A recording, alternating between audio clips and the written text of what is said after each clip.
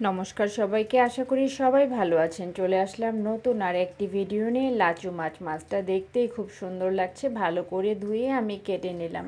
লবণ, হলুদ, মরিচ গুঁড়া দিয়ে খুব ভালো করে মাখিয়ে কিছুক্ষণের জন্য রেখে নেব। কড়াইয়ে তেল দিয়ে দিলাম, তেলটা গরম হতে থাকলো। আমি এদিকে মশলা বেটে নিলাম, রসুন, কাঁচামরিচ আর সরিষা, খুব অল্প মশলা। মাছগুলি একটু খ্যাচ করে কেটে নিয়েছি আমি, তাহলে তেল, হলুদ, লবণটা এর ভিতরে ঢোকে।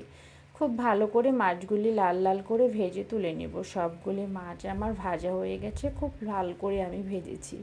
ওই তেলে কালাজিরা সম্বার দিয়ে পেঁয়াজ কাঁচামরিচ দিয়ে দিলাম। পেঁয়াজ কাঁচামরিচটা একটু আমি বেশি করে দিব, যেন পেঁয়াজের ভুনাটা ভালো লাগে। সামান্য একটু লবণ দিয়ে দিলাম, তাহলে পেঁয়াজটা মজে যায় তাড়াতাড়ি।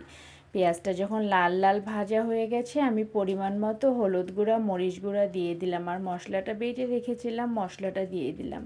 খুব অল্প একটু মশলা দিয়েছি আমি, সামান্য একটু পানি দিয়ে এখন মশলাটা কষিয়ে নেব। যখন তেল ছেড়ে আসবে তখন আমি পরিমাণ মতো ঝোল দিয়ে দিব।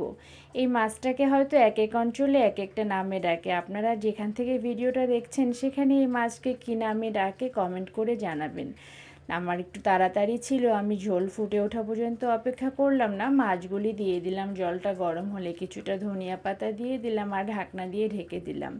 এভাবে ঢাকনা উঠিয়ে আমি মাঝখানে দুবার তিনবার নেড়ে নিয়েছি, তাছাড়া নিচে লেগে ধরবে।